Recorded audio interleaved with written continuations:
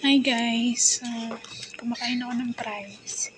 Bigay nung anak ni mama ng bunso. Bunso, anak ni mama. Kanina pang ano to. Tanghali, ininit ko lang. Burger lang kasi yung kinain niya. So, may kwento ako sa inyo guys. Habang kumakain ako. Kasi, 2 linggo na yung nakalipas. Nandito yung employer ko noon na nasa Damam. Yung employer ko sa kontrata. Tapos, sabi niya, may pinakita siyang video. Darating na daw yung 2 weeks na lang daw darating na yung syakala niya galing Philippines helper. Sabi niya Philippines din. So, pinakita niya yung video. So, sa video, yung video interview, feeling ko first timer kasi sabi niya doon is willing to learn, magluto, linis. So, naisip ko first timer, 30 years old siya, parang may anak. Tapos, hinanap ko yung yung name niya sa Facebook. Hindi ko mahanap. So, inisip ko baka walang Facebook or baka iba yung name sa Facebook. Kasi magpapabili sana ako ng Pinoy food. Kaso, wala. So, hindi ko nahanap. Tapos, nung isang araw, pagising ni mama, pinakita sa akin yung video ni Kabayan nung dumating sa bahay nila madam. So, tuwang-tuwa sila. Kasi alam niyo na, pag may mga syakala dito, tuwang-tuwa sila, lalo na pag Pinay. Tapos ngayon, kanina, sabi na naman ni mama, parang nalulungkot sila kasi wala daw, ang pagkakasabi ni mama, hindi ko alam hindi ako sure kung paano yung interpretation nila doon. Pero sa pagkakaintindi ko is, wala daw masyadong alam na gawin. Like, hindi ko maintindihan kung sa paglilinis, sa pagluluto, or ano. Pero, ang tinutukoy ni mama is paglilinis, like CR. CR kasi yung binabanggit niya. So, naisip ko, tinanong ko, bakit mama? Ay, sabi ni mama kung willing daw ba ako, kung okay lang daw dalhin dito para turuan ko, or pupunta kami ng Damam para turuan ko doon. Kasi, minsan lang kami pumunta ng Damam pag sinabi lang nung nagpapasahod sa akin na pumunta kami doon. Sa isang anak ni mama yon na binata.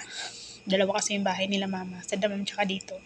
Yung nag-i-stay doon is yung binata. Tapos sa kabilang bahay, yun yung mag-asawa, yung madam ko, tsaka yung baba.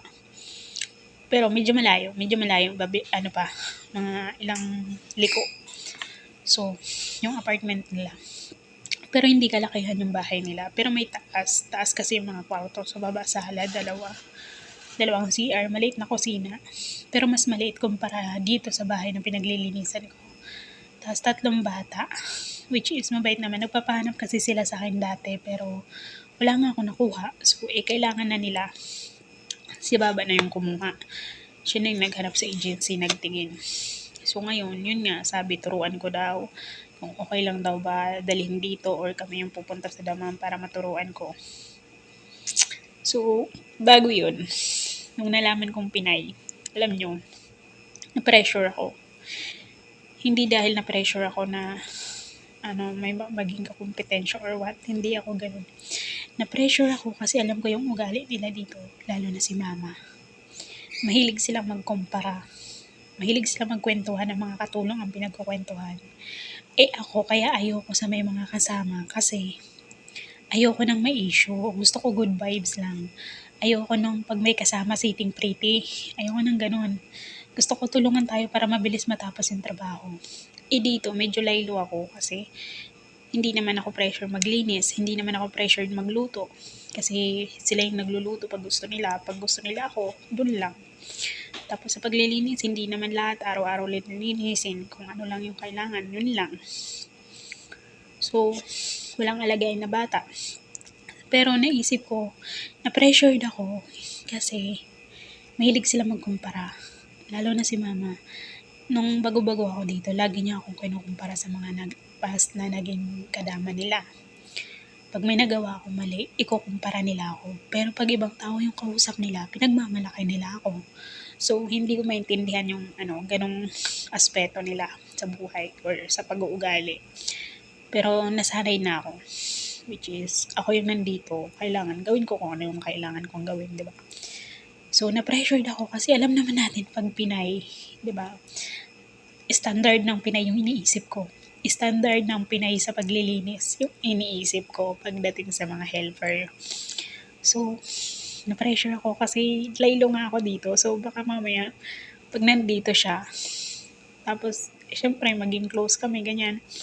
Tapos makita niya kung ano yung mga ginagawa ko lang sa hindi. Tapos siya doon kung ano yung kaya niyang gawin or marinig niya yung mga pinag-uusapan nila mama, ganyan. So, ayoko ng ganun. Ayoko kasi ng comparison. So, yun. Doon ako na-pressured. Kasi ayoko magkaroon ng issue. Okay. Yun lang ang inisip ko. Tapos nung sinabi sa akin ni mama yun na kailangan kong turuan, bigla akong na-guilty. Kasi iniisip ko, sabi ko iniisip ko baka mamaya pagkumparahin kami, tapos ngayon kailangan ko pa pala siyang turuan kasi hindi pa siya nakakapag-adjust. So, yun, hindi ko alam kung anong dapat kong ma-feel, pero nag-guilty talaga ako kasi sabi ko, iniisip ko yung pwedeng mangyari na negative, which is kailangan ko pa pala siyang mas pakisamahan or intindihin kasi first timer nga, which is ayun. Pero sana magkita na kami kasi excited na din ako ma-meet siya. Kasi wala masyadong nakikilalang Syakala dito. Gawa ng minsan lang kami lumabas. Tapos minsan lang may pumupunta dito. Yung Indiana kasi umuwi na 7 years siya sa employer niya sa panganay na anak ni mama. Umuwi na. Ilang beses lang din kami nagkita kasi dati nasa Kuwait. Sa may Kuwait sila nakatira. Ngayon nag-move in na dyan sa Damam din. Medyo malapit na sana dito kasi umuwi naman na siya ng ng India. Kaya wala na, wala na rin ako nakakasama dito. Yung isa, Bangladesh ata yun. Pero minsan lang pumunta dito pag Eid lang. So, ano naman yun, sa kapatid ni mama.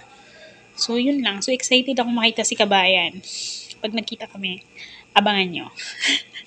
Yun lang. Sana maturuan ko siya or sana may matutunan sa akin. Tingnan natin kung anong matututunan niya mga ilang months pag maturuan ko siya. So, tingnan natin. Baka next week nasa Damam na kami. Yan lang. Update ko kayo. Bye!